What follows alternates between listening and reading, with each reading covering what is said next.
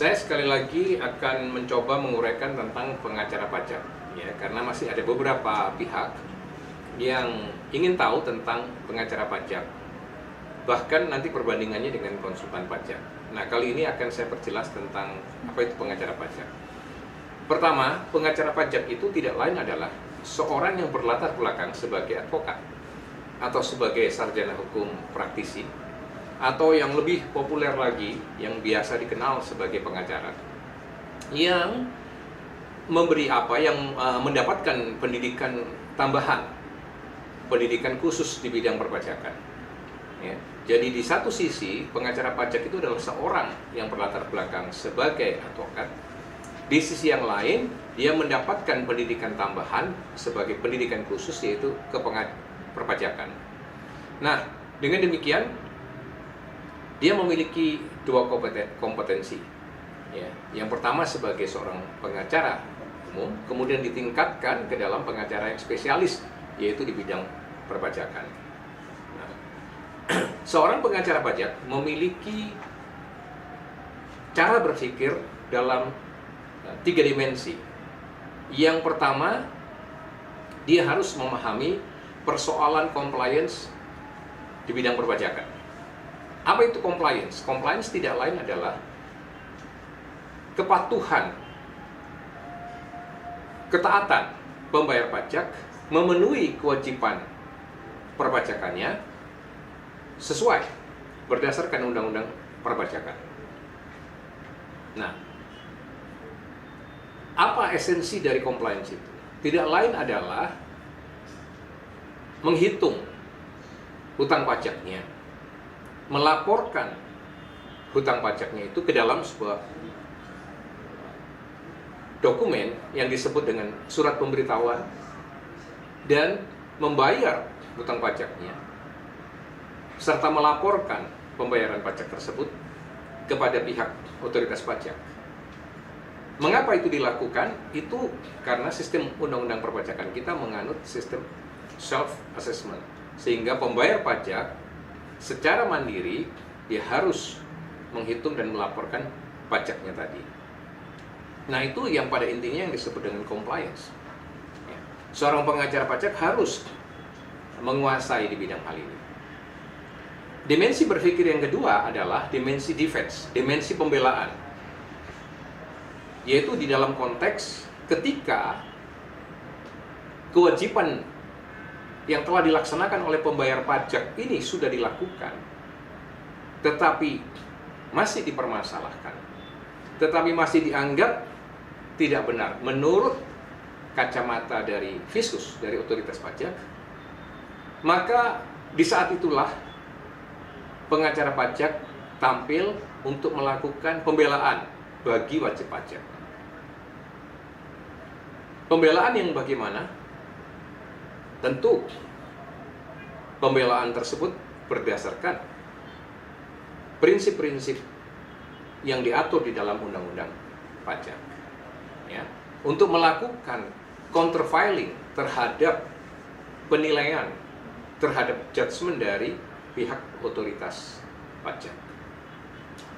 Nah, di dalam konteks seperti ini, ketika pandangan dari otoritas pajak, dari Fiskus, terhadap pajak terutang yang dilaporkan oleh pembayar pajak tidak bertemu di dalam satu titik temu, ya, dengan pandangan dari versi pembayar pajak, maka tentu di sana terjadi silang pendapat.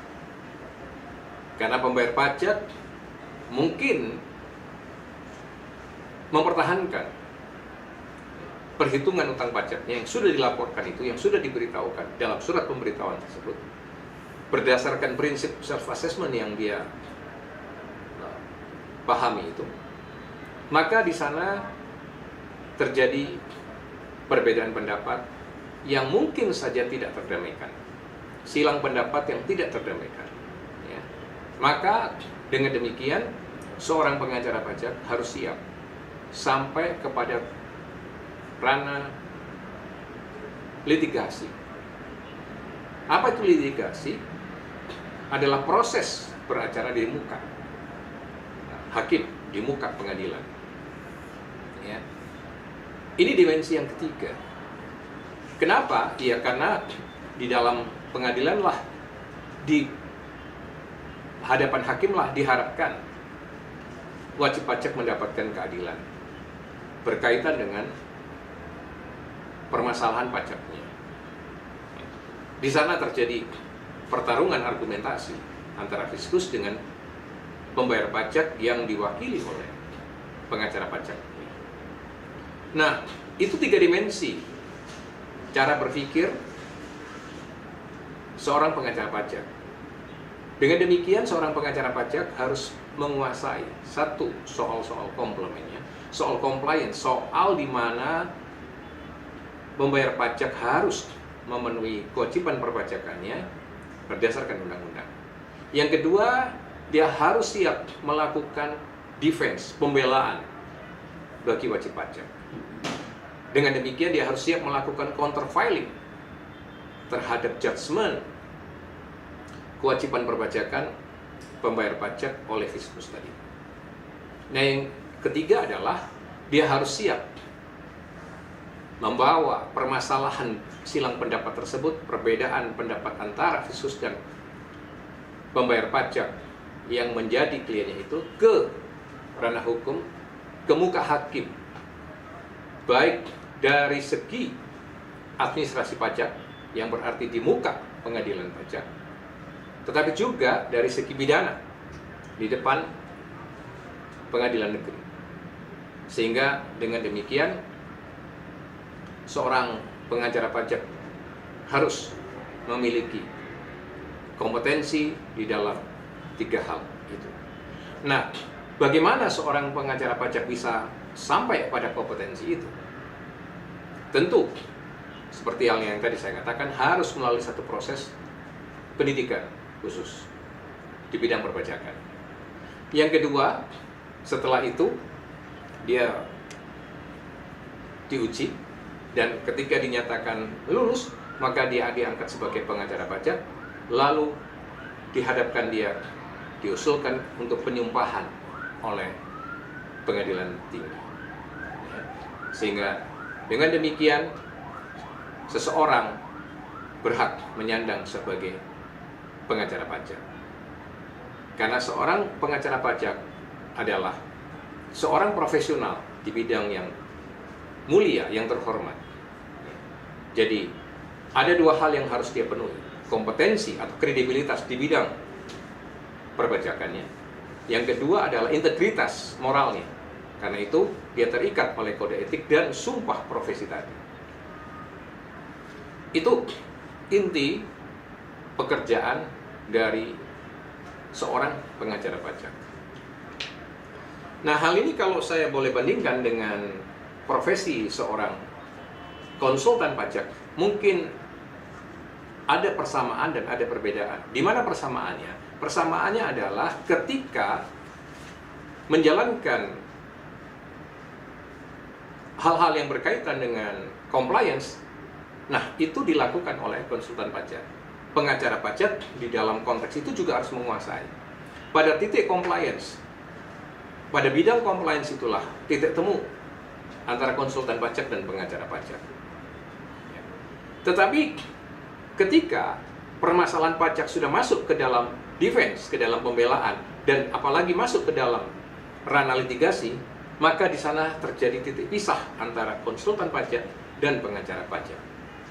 Seorang konsultan pajak sulit diharapkan untuk melakukan defense yang maksimal, mengingat tidak semua konsultan pajak itu berlatar belakang pendidikan sarjana hukum dan telah mengikuti pendidikan kepengacaraan atau pendidikan advokat, serta memiliki keterampilan di bidang litigasi. Seorang konsultan pajak tidak semua memahami persoalan-persoalan pidana, termasuk di dalamnya pidana pajak. Sehingga dengan demikian tidak dapat digeneralisir seorang konsultan pajak itu menguasai bidang-bidang pembelaan dan bidang-bidang litigasi tersebut. Nah, itu titik pisah yang pertama. Apalagi untuk masuk ke dalam proses pendampingan penyidikan manakala seorang pembayar pajak diduga, disangka ya, telah melakukan tindak pidana perpajakan. Dimulai dari pemeriksaan bukti permulaan sampai ke proses penyidikannya, itu semua syarat dengan selain perpajakan, tapi syarat dengan soal-soal yang berkaitan dengan hukum pidana dan doktrin-doktrin pidana, serta keterampilan bagaimana melakukan pembelaan di bidang itu. Dan itu semua adalah ranah dari pengacara pajak, bukan konsultan pajak. Ya. Maka kalau saya kaitkan dengan itu, dengan rancangan undang-undang konsultan pajak yang terakhir saya terima, di sana ada beberapa hal yang sepatutnya konsultan pajak sendiri kembali mengkritisi. Kalau di beberapa waktu yang lalu saya mengkritisi beberapa poin tentang RUU konsultan pajak ini, tapi untuk draft yang baru ini mungkin ada sedikit yang berbeda, terutama di dalam ketum sentrisnya memang sudah tidak ada di dalam RUU yang baru ini. Tetapi ada beberapa hal yang masih mengganggu. Ya, misalnya dalam dalam rancangan undang-undang konsultan pajak ini ada pasal yang masih mengatur bahwa konsultan pajak itu diberi kewenangan untuk mendampingi wajib pajak baik dalam proses yang bersifat administratif, tapi juga masuk sampai ke mulai pemeriksaan di bukti pemeriksaan permulaan, ya, sampai ke penyidikan dan seterusnya. Nah, ini tentu berbahaya untuk konsultan pajak, khususnya mereka yang konsultan pajak yang tidak menguasai pidana dan hukum acara di bidang litigasi pidana pajak.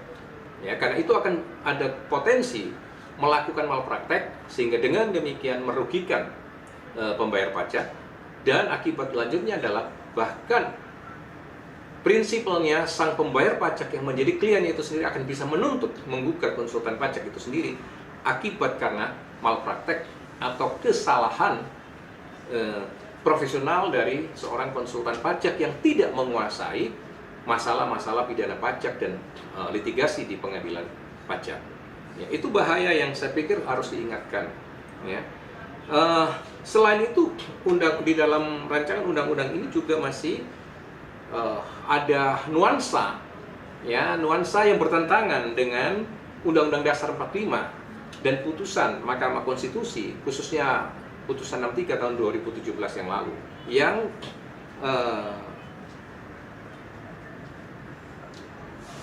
bertentangan dengan undang-undang ini, rancangan undang-undang ini, ya, karena rancangan undang-undang ini masih mengatur bahwa konsultan pajak adalah satu-satunya, ya, pihak yang berhak mendampingi wajib pajak atau pembayar pajak. Nah, ini harus permasalahkan, ya, karena dengan demikian ini akan menimbulkan bias. Nah, nanti di dalam bagian yang kedua saya akan menguraikan lebih lanjut perbandingan, ya, yang lebih jauh, yang lebih dalam tentang profesi seorang konsultan pajak. Demikian tentang pengacara pajak.